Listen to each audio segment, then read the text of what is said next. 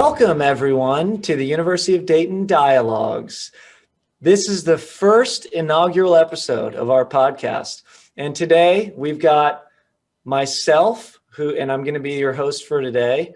My name is Greg Loughnane, and we've got a colleague and friend of mine, Andrew Schrader, who's going to be our co-host in future podcast events. But for today, I'm going to be interviewing Andrew because he, in and of himself, is quite a brilliant man that we stand to gain and learn quite a bit from. So Andrew, today, welcome. Welcome, Andrew. Thanks, Greg. And just so you all know, we're going to flip it the next time we meet. And so then I get to interview Greg.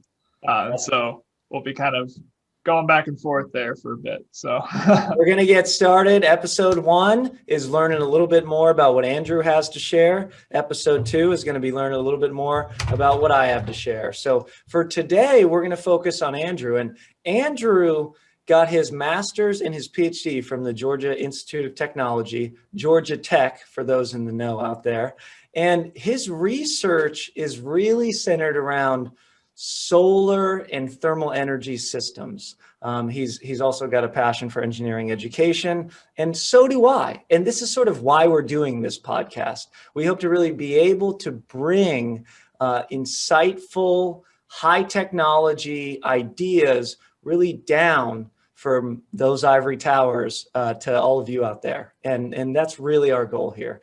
And today, let's go ahead and dive into it. We've got a few topics that we want to cover today. And the first one that we want to talk about is, the classic, right? Is rocket science. I mean, we all have heard, it's not rocket science. It's not brain surgery, right? And I think it's so funny when we hear this today because, Elon's out there killing it with rockets. Elon, we're doing reusables. They're landing back down on Earth. Last week at the Advanced Manufacturing Olympics, the astronauts said, well, why are we even launching rockets from the ground? Today, is rocket science even that hard? What do you think, Andrew? Well, I would definitely say it's hard. Definitely hard. But the fun part is pretty much everything you do in engineering is rocket science. You'll find a way to tie every little thing that you learn into the exact same problems that the rocket scientists themselves are kind of investigating. Okay, great insight. So, I think it's interesting. My background is really on the materials side, and yours is really on the sort of you can't really physically touch it substance side. And right. So I think, one of the interesting things I wanted to kick it off with is when you actually think about rocket science, Andrew, what are you thinking about? Yeah, so what I like about the idea of rocket science, so I like the thermal sciences behind it. So for me, that's basically what causes the rocket to actually move. Now you could argue it's all physics, but we're engineers here, right? Yeah, we use physics as a tool. But what I like to think about with rocket science is the heat and the power behind it that causes it to actually move forward. And so that's where I'm most interested in, is kind of where that energy comes from. Ooh, interesting. Yeah, so I think it's so interesting because I never think about that when I think rocket science, and what I'm always thinking about is well, how do we make sure that we have the right materials to hold all of the rocket science that you're talking about so that if it goes right, the rocket won't blow up, so there's no cracks in the material, right? So we have the right temperatures that we can withstand with the metals that we're using. And so I'm always thinking about the structures on the rocket. But what you're saying is that you're thinking about actually the fuel and the combustion and the propulsion side. Is that right? Yeah, fuel, combustion, thermal management. You don't want your spacecraft or your rockets to overheat. You don't want them to get too cold. Kind of all of the hidden energy management behind the rockets. That's what I find very interesting. And that's what my brain just starts to click on and think about.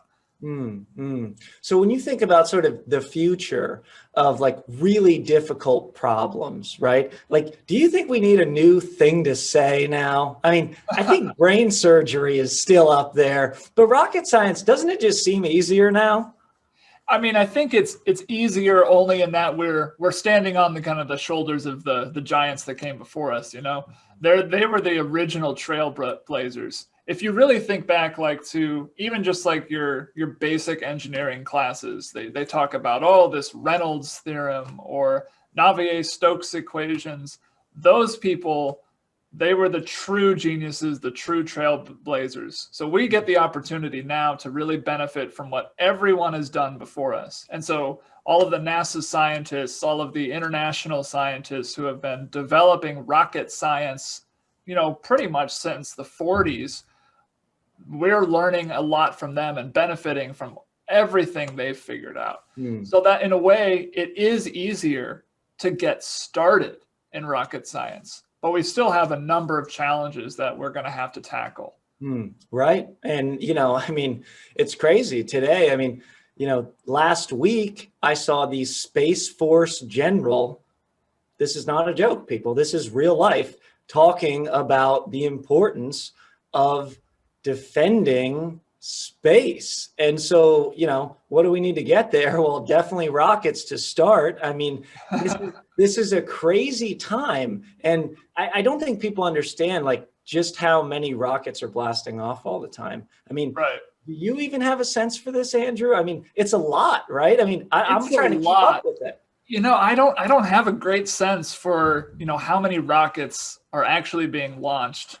But I know that when it comes to like satellite management, people are like entire careers are devoted to preventing satellites from bumping into each other or bumping into the space garbage or trash that's left behind from previous missions. So there's a lot of stuff up there, right.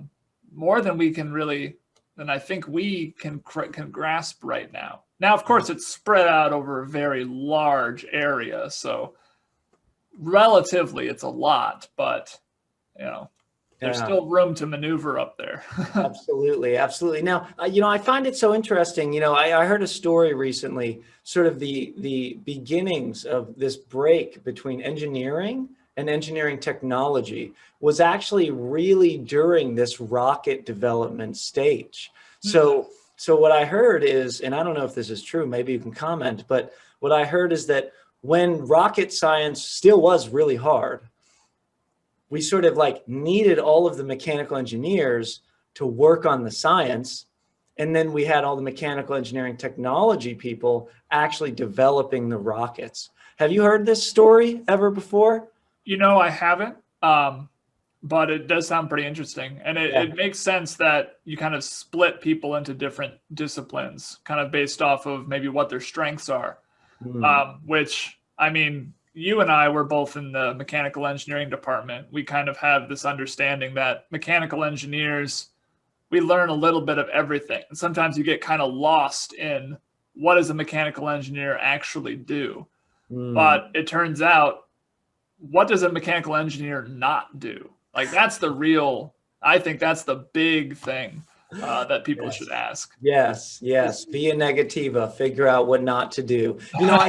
I think, this is a great segue into what does a mechanical engineer actually do today when the rocket science is now pretty solid. I mean, we got solid rocket fuels. We're pretty solid on rocket science. And so it allows people like yourself who are very interested in staying on that cutting edge of research in mechanical engineering to move into different fields. And one of the fields I noticed is really that's been big for you is solar energy and solar power.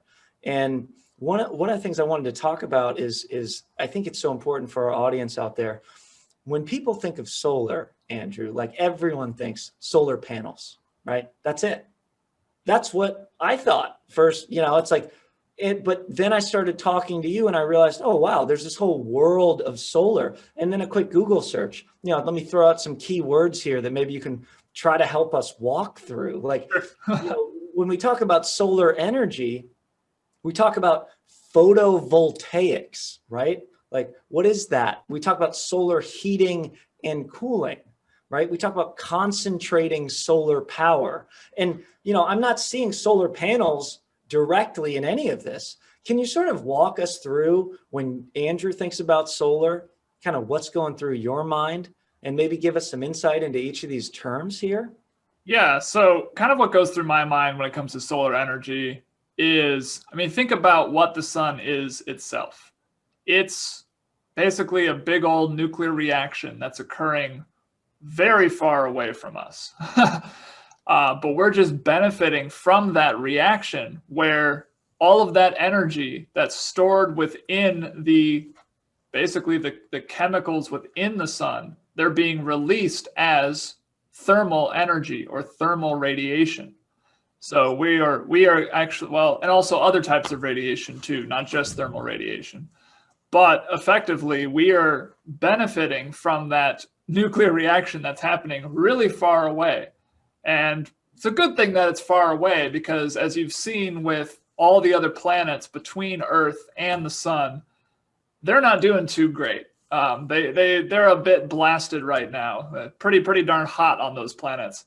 So we're just in the right spot that we're far enough away to really benefit from that radiation source. And so when I think about solar energy, what comes down to us onto the Earth's surface is radiation. That's what we are given. That is what we are basically taking advantage of from that reaction. And so the question you need to ask yourself is, how do you use that radiation? And that's where engineers step in. That's where scientists step in. That's where we begin to figure out what types of mechanisms can we take advantage of or design to harvest that radiation as best as possible. And so that's where these different technologies come in.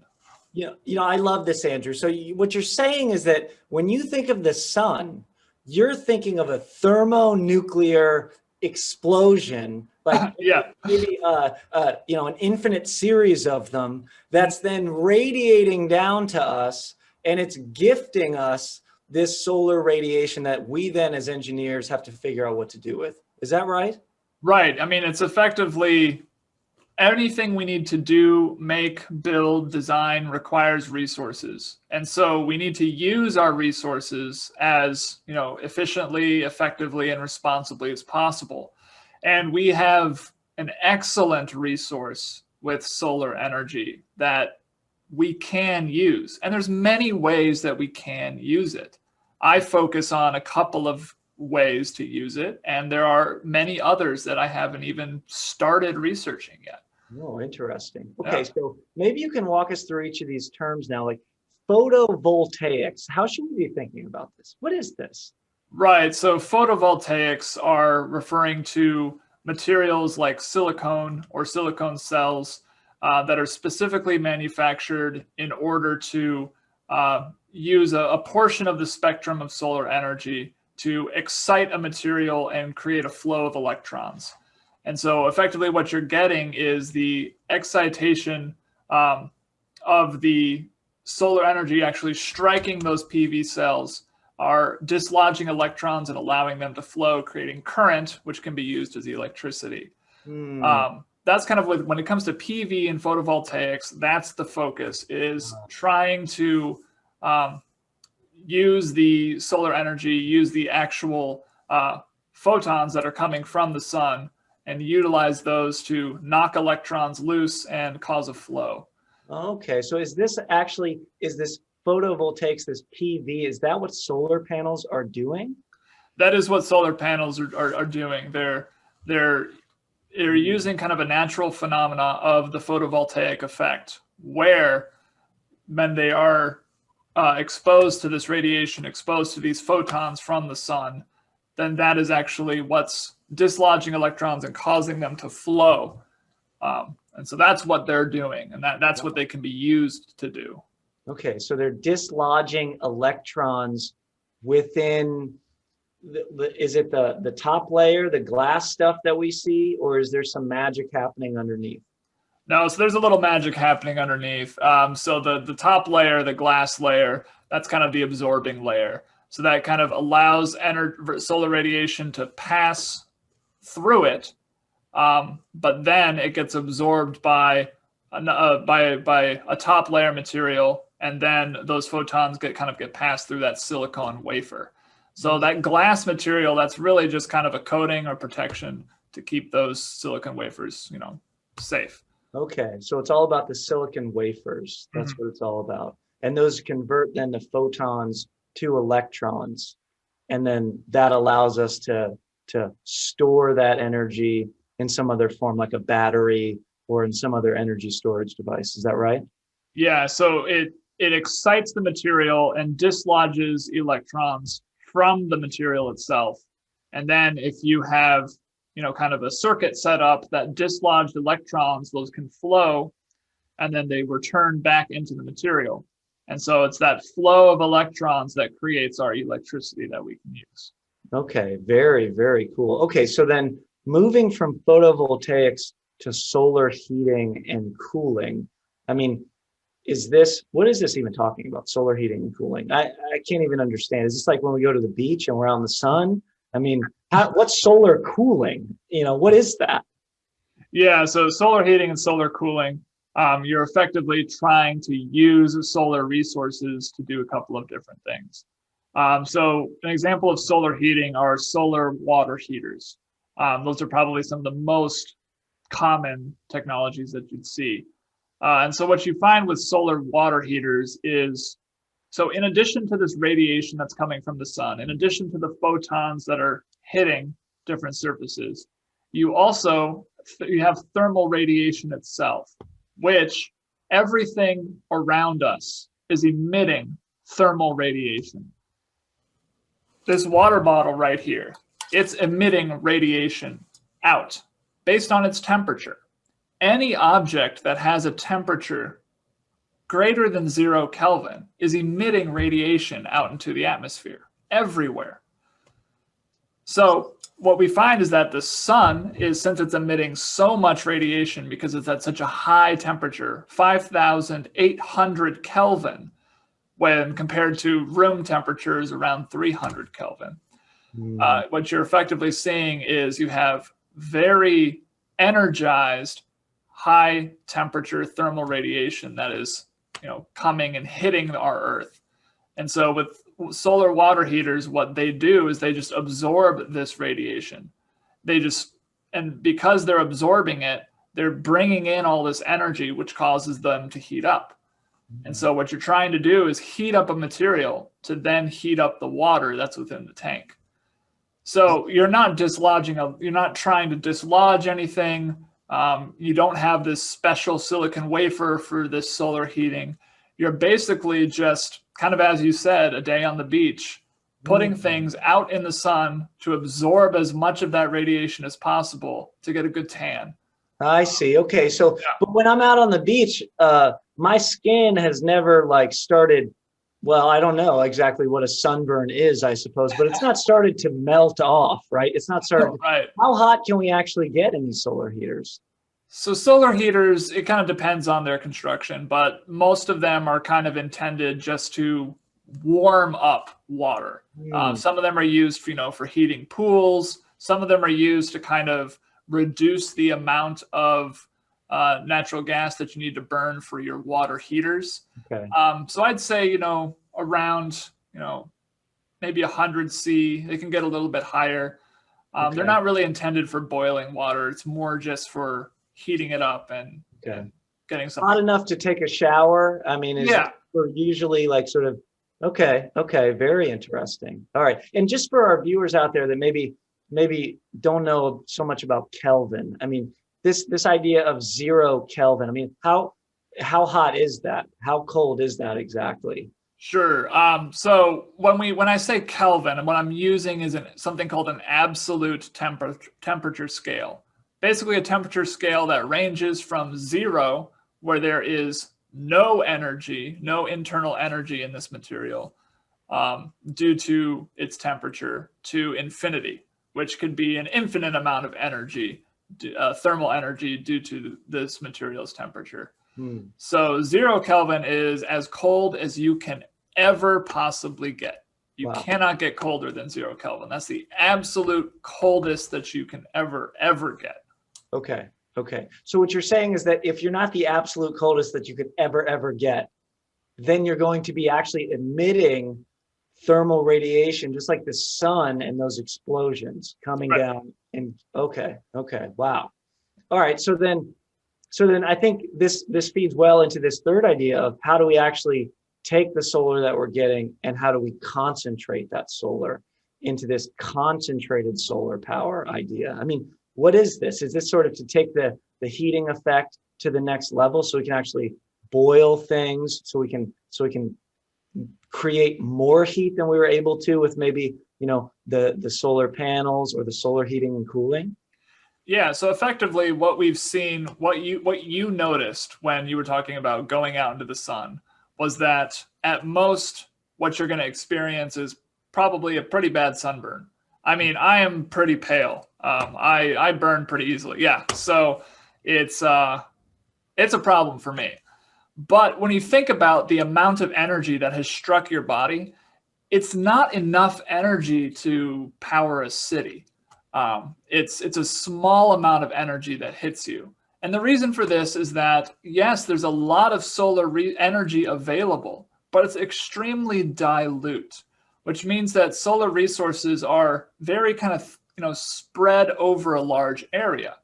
So PV panels, they usually, they require a large area. So an entire rooftop covered in PV panels, that can absorb enough solar energy to produce some amount of useful electricity to do something. I don't know, power your shed, or power some of the lights on in the house.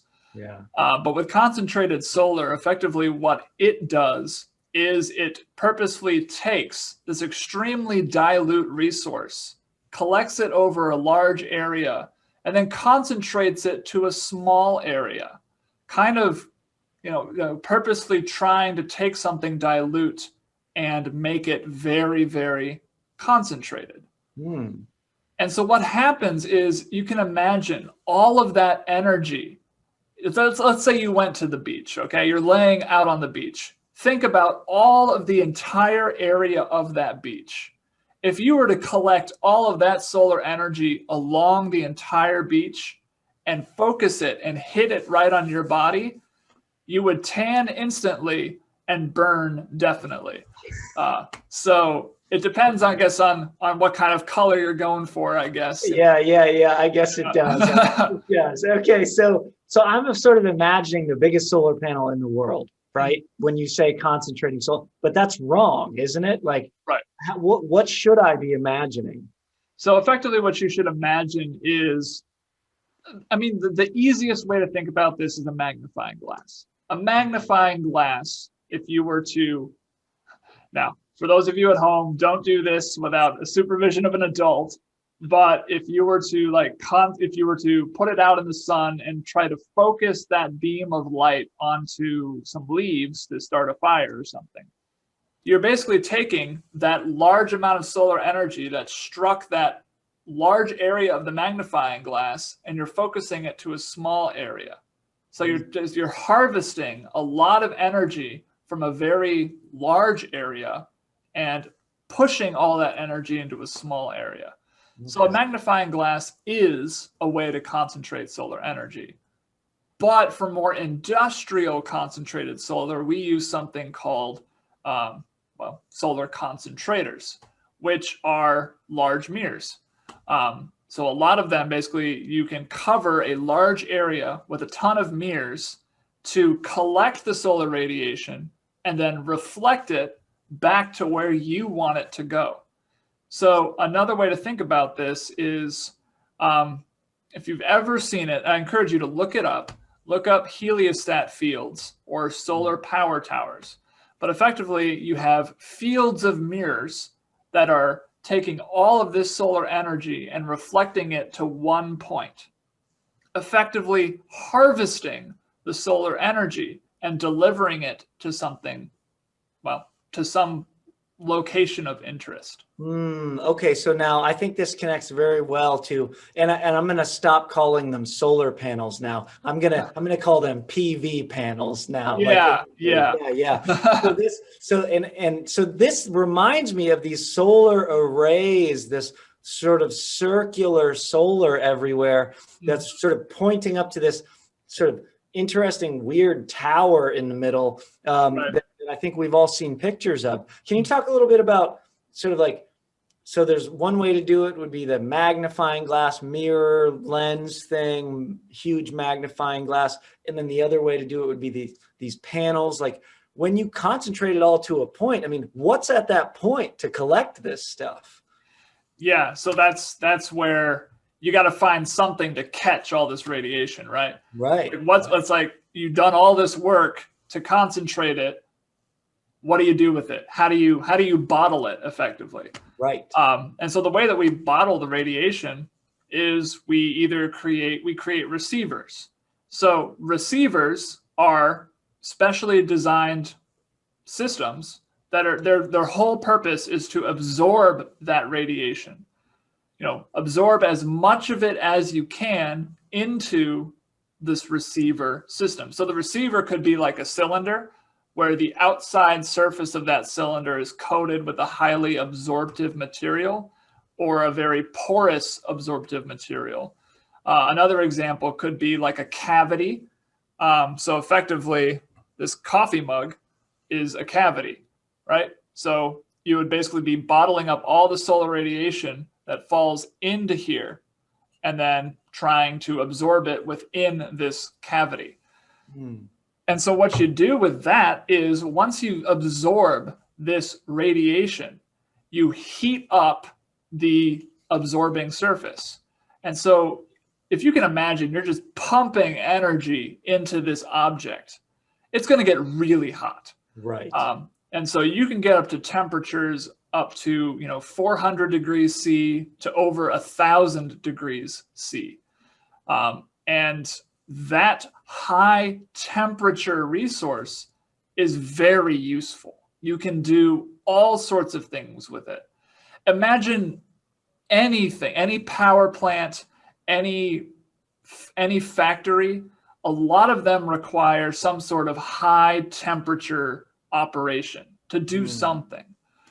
You can effectively take this high temperature resource of solar energy and plug it in to any one of those industries. Okay. There's opportunities for any of those industries to use concentrated solar for something. Okay, I see. And you have me thinking this cup, it's sort of like the end of the rocket that we were talking about earlier, right? It's sort of like you have to make sure that material is like not going to break, right? And not going to like mess up. And so you're like blasting, lightsaber solar rays through, society, right? Like you have to be careful with this stuff, right? It's very dangerous. It's very dangerous. Yeah.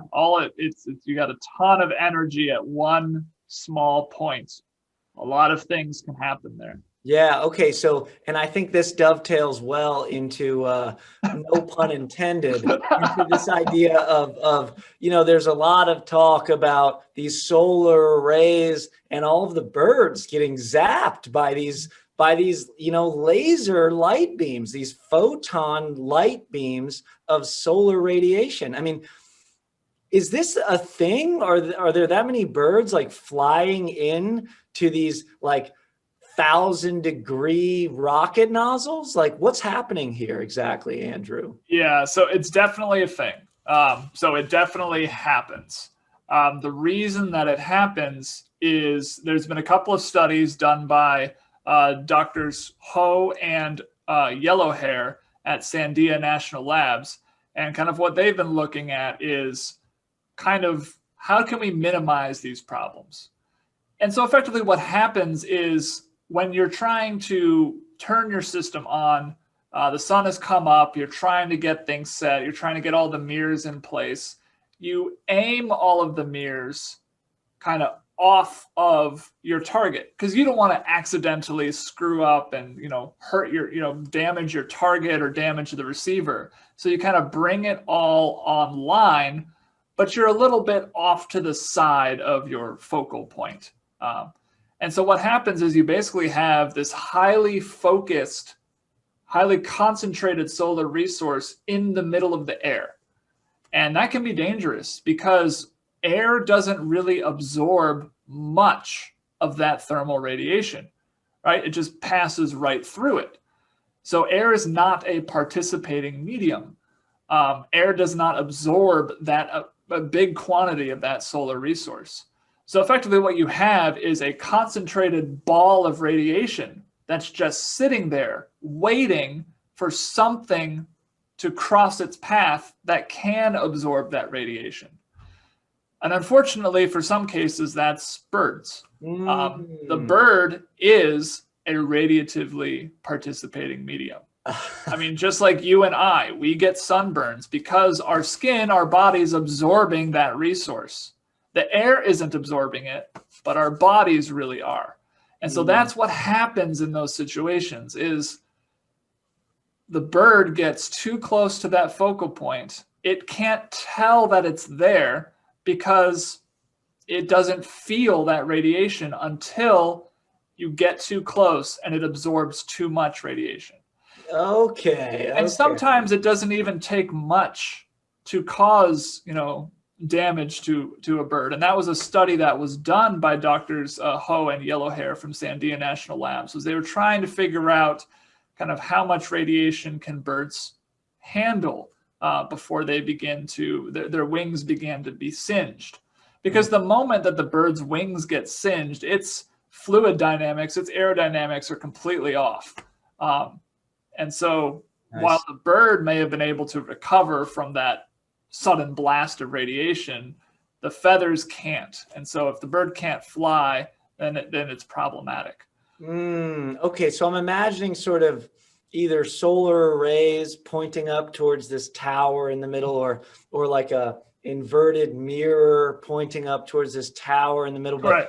You're saying that there's sort of, instead of this rocket nozzle collecting the solar, we have sort of a mini thermonuclear explosion, a mini sun next to the tower until we're ready to point it at our collector.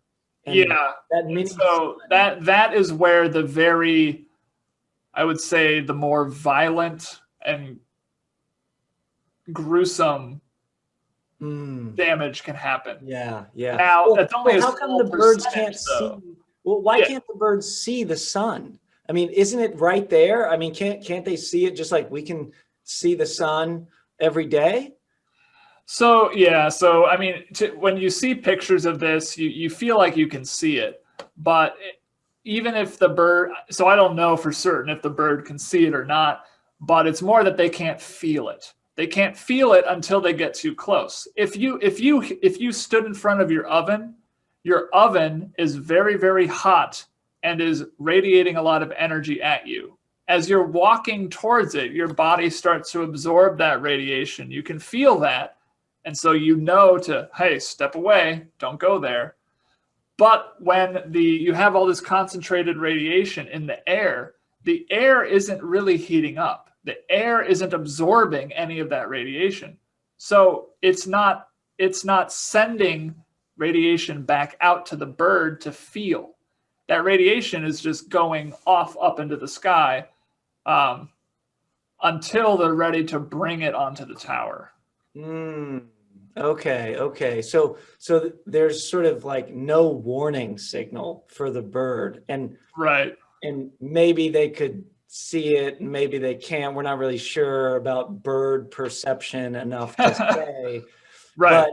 But like instant blast, and it's already too late. Once it's started, it's already too late, basically.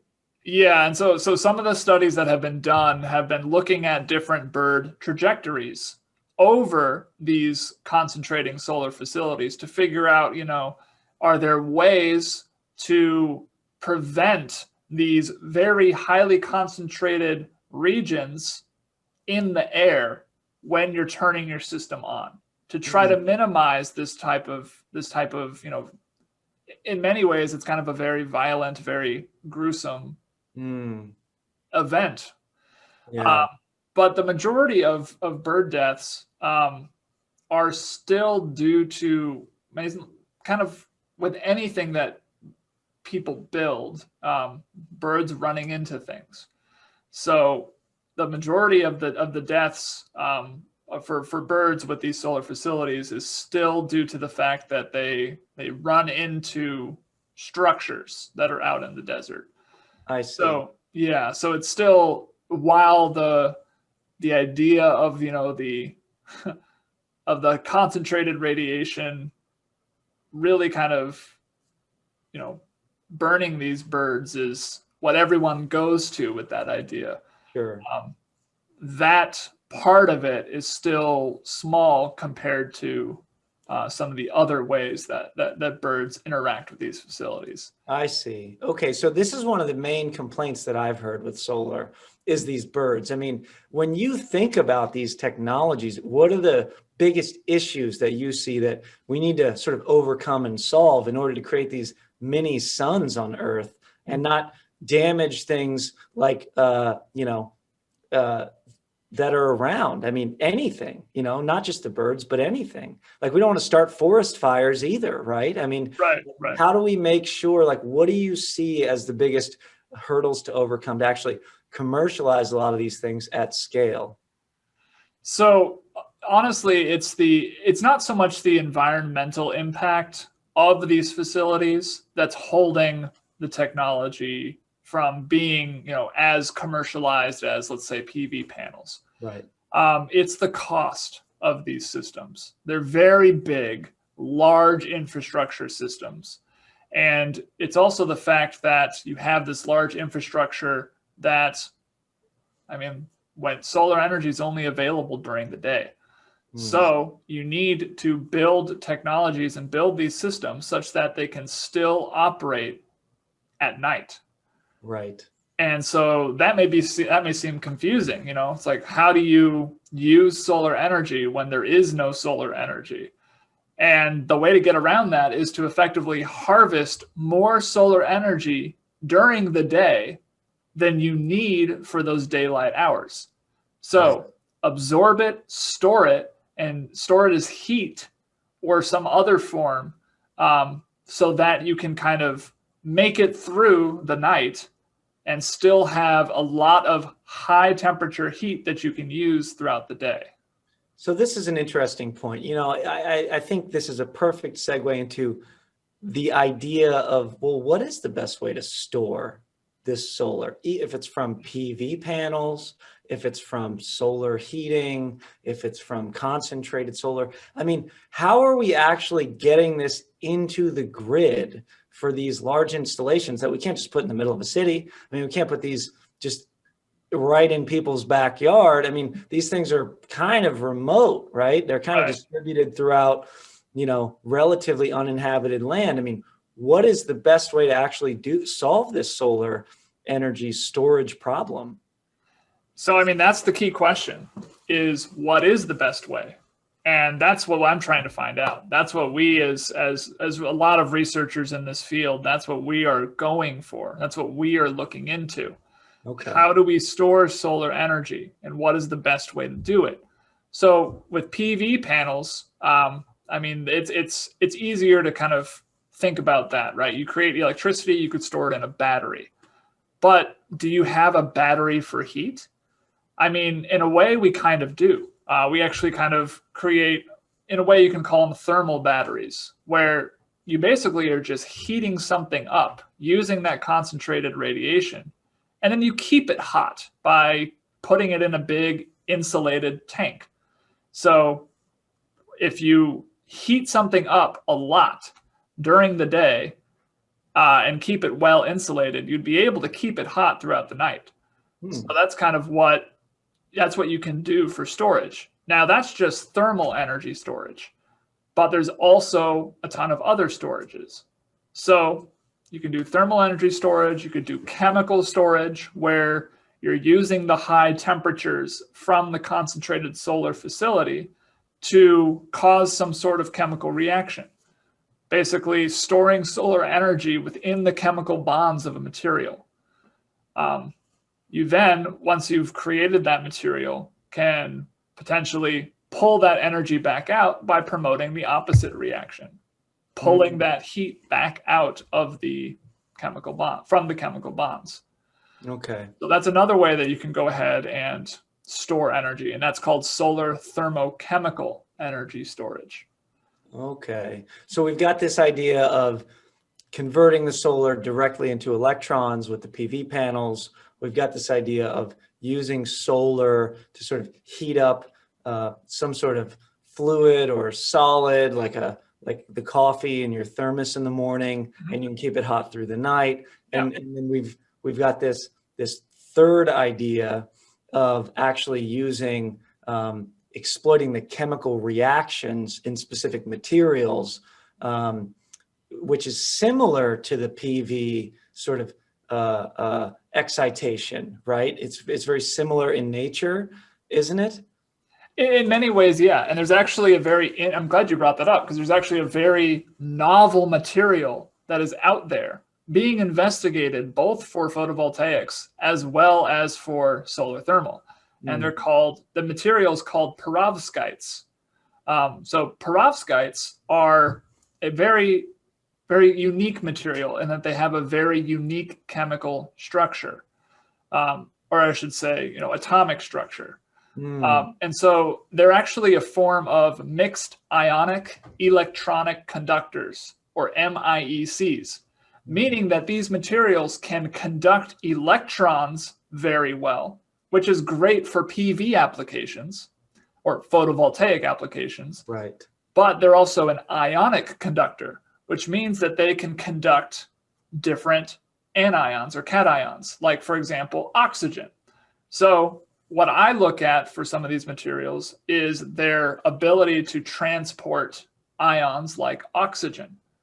And what I do with that is I'm trying to look at materials that I can pull oxygen out of or store oxygen into to very quickly, effectively trying to create a material that I can tune its chemical reaction for. So whenever you're pulling these anions or cations or moving them around, you're effectively changing the chemical structure. So this material is really, really good for storing solar thermal energy in chemical reactions. And it's also really good for transporting electrons. So the same material, or very similar types of materials, being used for two very different purposes. But that's a big area of research for both photovoltaics and solar thermal. Okay. So then really, like, once these perovskite based PV panels have their cost come down, it's going to be a no-brainer to use these guys over the more kind of old school transistor-ish technology of the P-type, N-type silicon-based PV cells. Is that right? Right. Yeah. These perovskites, or maybe a combination of the two, it's going to improve the efficiency. Okay. And so once they can become competitive, then they're going to be really strong. I see. Really strong competitors. But what's holding them back currently is a materials problem. And so, Greg, this is where you step in as the materials guy. Some of these perovskites, they're not, what's the word I'm looking for? They don't last very long. So they'll begin to degrade over time. I see. So kind of looking at how to improve that and extend their lifespan is kind of what we're looking at right now. The secret non-renewables behind the renewable curtain. I see. Yes. Yep. Maybe we can 3D print them, but that's for another podcast. Yeah. That's a whole area of research, actually. Yeah. Okay. So then, I think that this is so interesting. I mean, if you're talking about these different ways of storing solar energy and everyone's doing all this research, I mean, what's your sense? I mean, what is going to be the real solution? Like, if I wanted to go be like Elon right now and start a solar company, what would I be looking at to store solar right now? And what am I going to be looking at in 5 years? What do you think?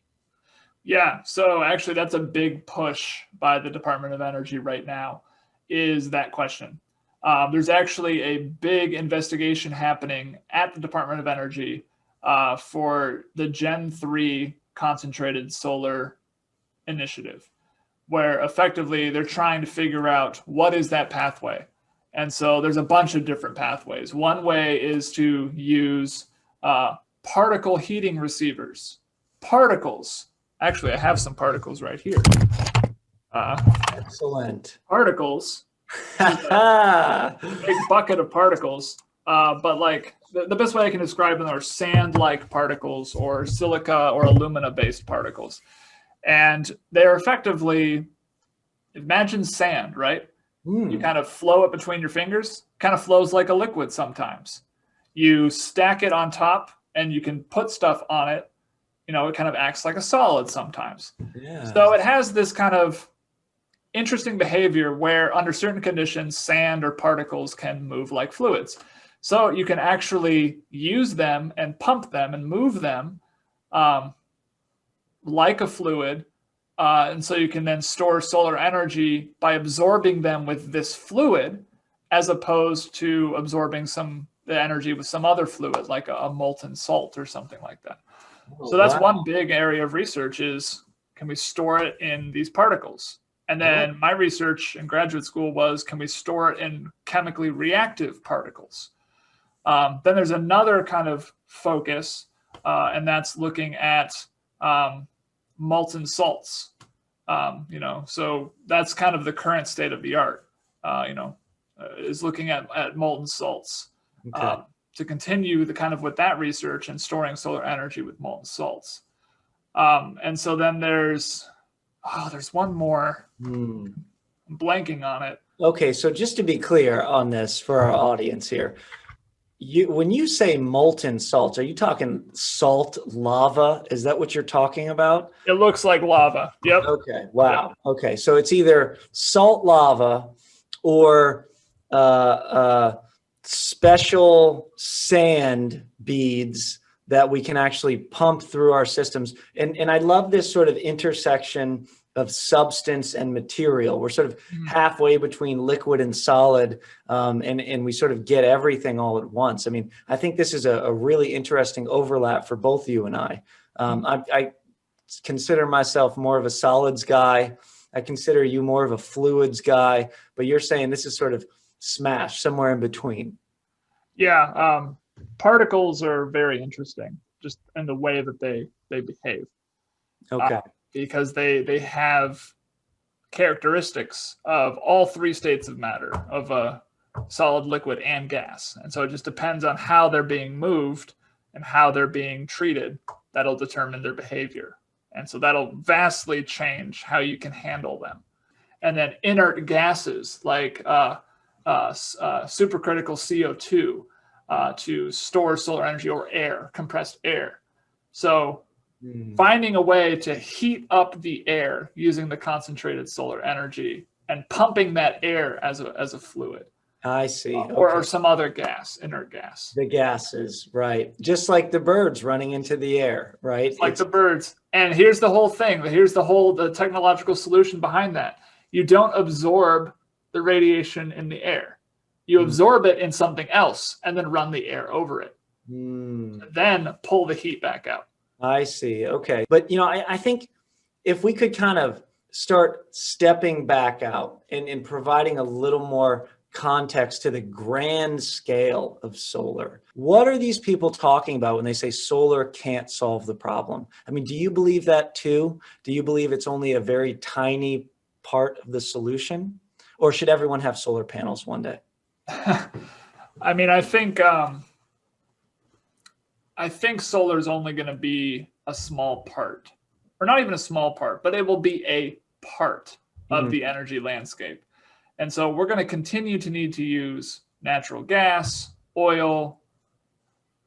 We may have to keep using coal, but really it's going to be one part of an overall landscape. Now, what we can do with solar is there's huge potential for that energy resource. it can be used to do a lot of things. Or excuse me, it can be used in a large quantity to do things. And where we as engineers step in is we try to find a way to make it as usable a resource as possible for all sorts of different things. Yes, you can, use it to produce electricity, but you can also use it as a heat source to do all sorts of things, to melt things, to replace furnaces. So as engineers, we're specifically trying to find ways to make the resource as multi-use as possible. Like, for example, there's been a big push that actually is very fascinating, where you're using concentrated solar energy to provide a heat input for a series of specific chemical reactions to produce liquid fuels. So that's a huge investigative push. Okay. Really cool stuff. From solar energy. Okay. And biomass, but that's another podcast as well. Okay. Which you could argue that's solar energy because it's plants that are growing from the sun. So, and I've heard that before, this idea of this is basically photosynthesis. It's only sort of artificial photosynthesis, sort of like, I think of sort of the idea of intelligence, right? We have sort of natural and then we have artificial intelligence. And so the way that the plants use light is similar to the way that we're collecting the light and storing it in a battery or in a heater or in some other form. But the key difference is that it's not like generative of life and, biology focused. It's an engineered solution. And so is that a relevant sort of metaphor? It's sort of like our solar solutions are artificial photosynthesis? I mean, so that is actually, there's a field of research for artificial photosynthesis. So there are researchers investigating that, and that could be a whole other, again, another use of solar energy. I see. And so it's just trying to find different ways to use a given resource. And so what will make solar more impactful in the future is if this one resource can be used to do a lot of different things. Because once you get it to, because look at oil, look at gas. It's extremely useful. You can use it for almost anything, right? We can use oil and gas to run a power plant to produce electricity. We can refine gasoline, put it into our vehicles, and run a combustion cycle. You can turn it into tires, right? You can turn oil into tires. There's so much you can do with this amazing resource. Yeah. Let's do the same thing for solar. Let's find all sorts of different ways to use it. Let's do the same thing for wind. Find as many different ways to use it. I mean, that's our goal as engineers, is to take these very useful resources and try to find ways to use them. Now, we're tasked with responsibility, of course, of using them responsibly. Right. And so that's probably a whole other podcast or a whole other thing we could discuss one day.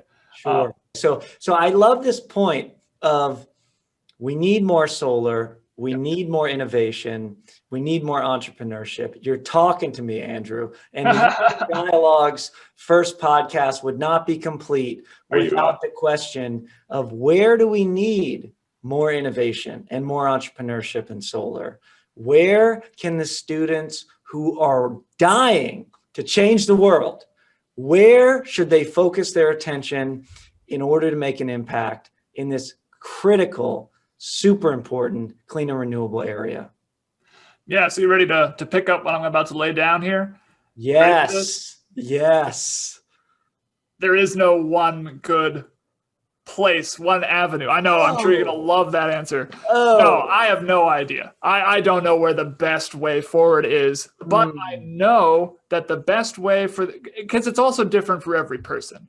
Like, I am a thermal scientist. That's my passion, is how do I use fluids? How do I use heat transfer to create energy solutions?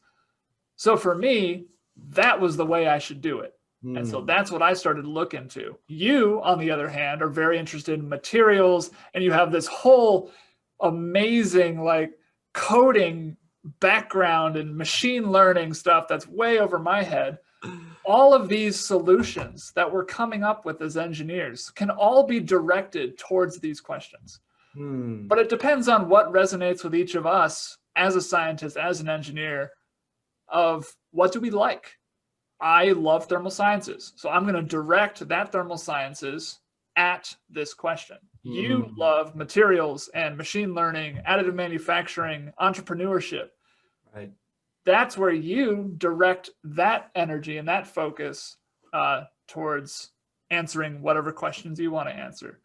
And so the only way that students, and so I do want to emphasize this, yes, this is kind of for anybody, but this is especially for students very interested in the University of Dayton for both undergraduate and graduate school, this whole podcast. But I want you all to know that you have opportunities at the university or at any university to find what resonates with you. So reach out to your professors, just talk to them, learn what they're doing. If you like it, ask them to do undergraduate research. If you really like it, say, hey, let's do a master's. Can I stick around for a master's degree or a PhD degree with you? Just find what you like to do and what resonates best. And the problem with mechanical engineering is that you have to learn so much. There's so many different little things that you learn. And you may find maybe a few of those are only what resonate with you. Maybe it all resonates with you. And if that's the case, Leonardo da Vinci, or go to Leonardo Enterprises, headed by Greg, headed by, the great Greg over here. They'll be the ones who will solve all those problems. So okay, so there's room for everyone in solar. That's what I'm hearing from you. And I think, you've laid out a ton of great technologies for us today, Andrew. And I think that we have students that are going to be really excited about getting into the science and getting into helping to solve some of these next generation solar problems, whether on the substance side or on the material side. And then I think too that we've really been able to outline for everyone today a number of different areas that are primed for innovation and entrepreneurship. And so I think you're spot on.